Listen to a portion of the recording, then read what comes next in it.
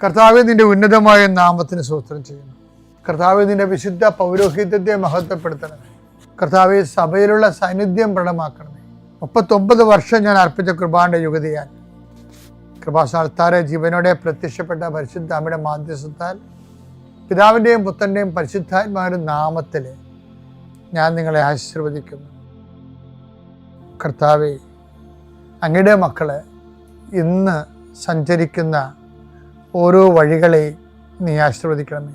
കർത്താവേ, അങ്ങയുടെ മക്കൾ ഇന്ന് യാത്ര തിരിക്കുന്ന, ലക്ഷ്യം വെക്കുന്ന ഓരോ ലക്ഷ്യങ്ങളും കർത്താവിൻ്റെ നാമത്തിൽ സാധിക്കുകയും അനുഗ്രഹം പ്രാപിക്കുകയും ചെയ്യട്ടെ.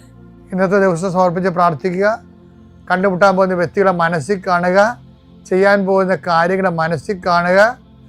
അല്ലെങ്കിൽ ആരെങ്കിലും ഒരു ഭയമോ എന്തെങ്കിലും വിഷയങ്ങളോ ഉണ്ടെങ്കിൽ ആ മേഖലയിലെല്ലാം പരിശുദ്ധമ്മ തൻ്റെ നീല മേലങ്കിയാൽ അങ്ങയുടെ മക്കളെ പൊതിഞ്ഞ് പിടിക്കട്ടെ എന്ന് പ്രാർത്ഥിക്കുന്ന. ഇന്നത്തെ എല്ലാ ഉത്തരവാദിത്തങ്ങളും നിറവേറ്റിക്കൊണ്ട് നിങ്ങൾ രാത്രി തിരിച്ചു വരുമ്പോഴേ സമാധാനം നിങ്ങളുടെ ഹൃദയത്തിൽ ഉണ്ടാകാൻ ഇടയാക്കട്ടെ എന്ന് പ്രാർത്ഥിക്കുന്നു. നിത്യം പിതാവും പുത്രനും പരിശുദ്ധാത്മാവും നയിക്കുവാമേ. ആമേൻ.